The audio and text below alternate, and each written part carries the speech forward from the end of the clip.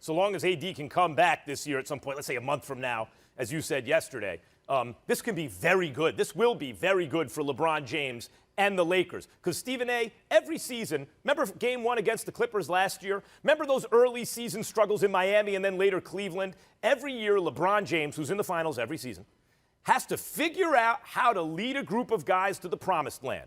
And early in the season, he needs to figure out what everyone can do, how he can bring them along, how he can build them up, who he can rely on, how he can build up the guys he can't rely on and put them in positions. It's like a coach on the floor where he will be able to rely on them and they'll come through.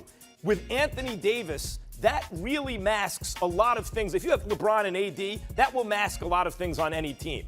What's going to happen now is Kuzma and others had to step up yesterday, is guys on the team, role players, will be given responsibility that they simply wouldn't have if AD's in the lineup. And not just 1 or 2 games, Stephen A., but for many games while AD is resting and recovering.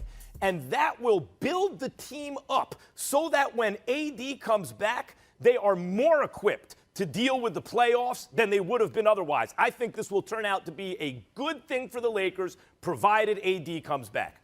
Well, I get the provider, I get the caveat there. I would tell you, I don't think this is going to be a good thing at all. I think the Lakers right now, I think their championship aspirations are compromised. Let me be very, very clear. There is no way in hell the Los Angeles Lakers are winning the championship without Anthony Davis. And I'm talking about Anthony Davis at 100%. I think that Ty Lue is doing an exceptional job with the Los Angeles Clippers, and it's to be commended for it. I think Quinn Snyder and those boys in Utah have been sensational. We can't ignore them. I think the Denver Nuggets, they tend to come on strong as the season progresses, and I'm certainly not going to rule out Dame Dollar and the Portland Trail Blazers. Without Anthony Davis, the Lakers are going home early. They'll make the playoffs, but they're going home. They're not going to the championship, okay? Let me put that out there first. Secondly, and more importantly, here's why it's a bad thing, because LeBron is 36 and he's not getting any younger. And the reality of the situation is that he's going to be out there on the court trying to carry a load and having to carry a heavier load than he had anticipated. Now, is he equipped to deal with it for a season? Sure. But who knows what kind of toll that's ultimately going to take on him and his body moving forward. Because if I'm the Los Angeles Lakers, Max Kellerman, I'll leave Anthony Davis out at least a month. Here's where I get scared. I'm hearing the same language that was used when Kevin Durant got injured. When we talk about the calf strain. I'm hearing the same language. It sounds eerily similar. And so for me, when I listen to that and I hear that, I know Anthony Davis hears it. And so, all right, how all out are you going to go when you're absolutely positively petrified you might tear your Achilles? Because if he tears his Achilles, he's out for next season. He's out for next season. Not just this year. He's out for next season as well, with LeBron being 37 years of age. So to me, if there's any way that I can do this, if you were to tell me, Max, if Anthony Davis sits out for the rest of the season, he'll be fine moving forward. I would sit Anthony Davis out for the rest of the year. Seriously. Just to make sure he's ready for the last 2 years of LeBron James' career. That's how I view it. I don't know whether it's going to be 2 years, 3 years, 1 year. But I'm saying I would just sit up there. I wouldn't take any chances with Anthony Davis because Anthony Davis is tied to LeBron. And listen, LeBron's interests are not necessarily aligned with the Lakers. Lakers are long-term because they want Anthony Davis here for years to come, long after LeBron is gone. In the case of LeBron, you're 36 years old. It's your 18th year in the league. You ain't taking anything for granted. You're trying to win now. So it's not necessarily aligned, his interest with that of the Lakers, even though they both align when it comes to Anthony Davis. If I'm the Lakers, it's not even, I already got that chip. I'm already back to relevancy. I'm the reigning champion. I don't even play Anthony Davis. I might not play him for the rest of the year. Maybe. But they're saying 2 to 3 weeks. And let's say if he's gone for the season, of course, the Lakers are finished. They're not going to win a championship without AD in this roster, right? But let's say it's 2 to 3 weeks, but instead of that, they double it. It's 4 to 6 weeks, just to be careful. Which I think they should. Double and he comes back okay.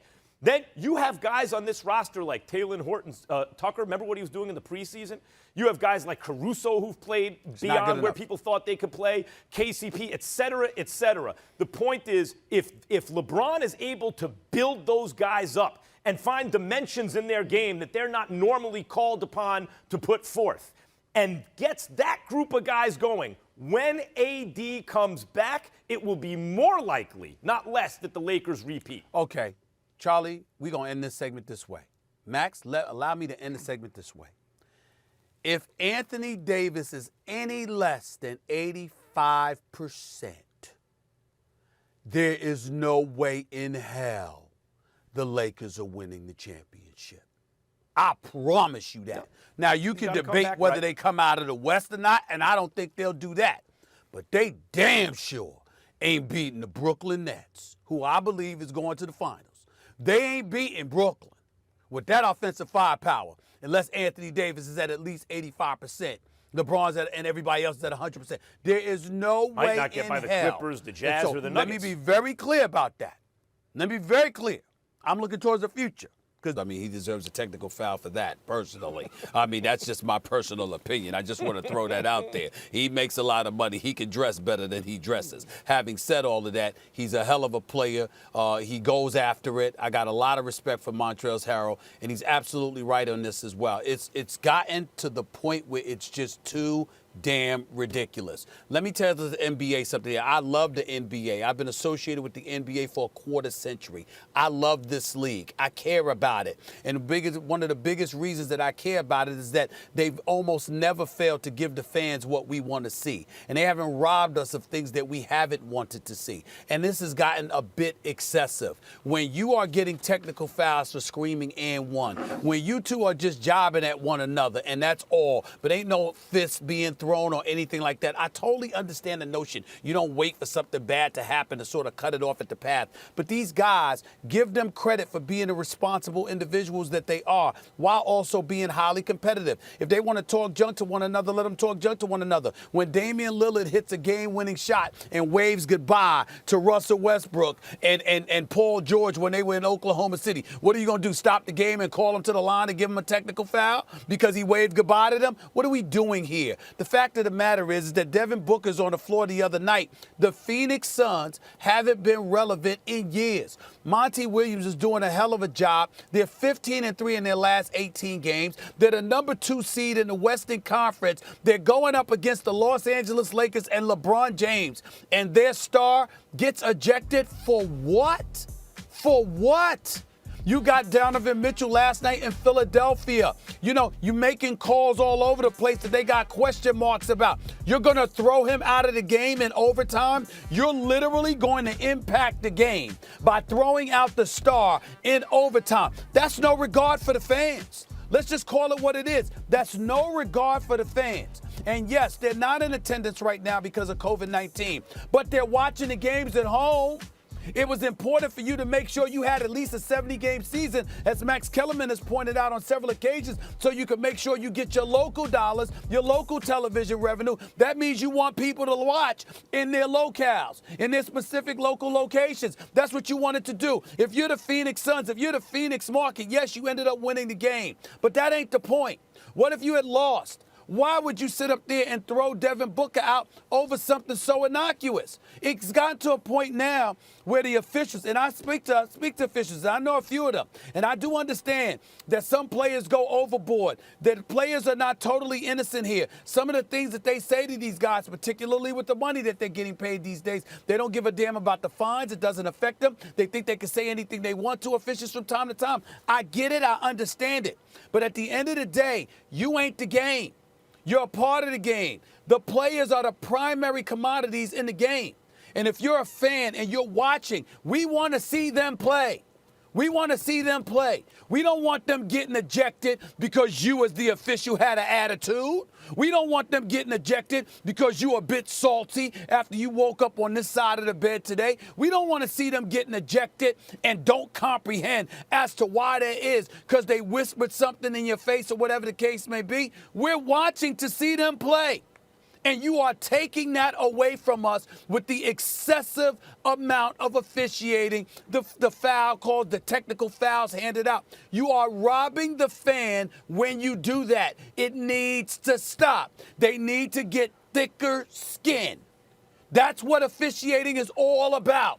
Thicker skin. If you could tolerate it years and years and years ago when you were building the game, over the previous 2 to 3 decades, you should be able to tolerate it now. What's up with all of this softest putty nonsense that we're dealing with where you can't take a damn thing and the fans get robbed of seeing the great players we want to see? It has to stop.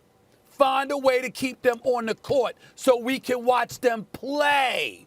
That's what we want.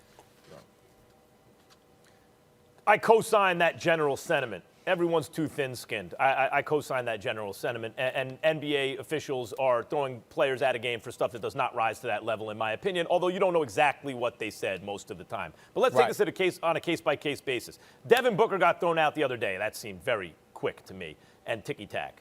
Donovan Mitchell got thrown out, and Donovan Mitchell is known as a high-character guy.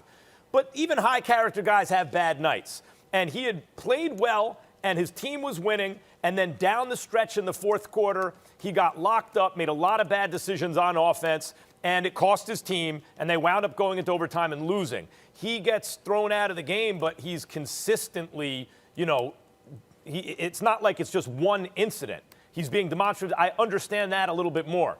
Montrezl Harrell was a reputation throwout. That's all that was. I mean, it is absurd to throw a player out for saying and one, or to tee him up for saying and one. Sorry. That's absurd. Are we joking here?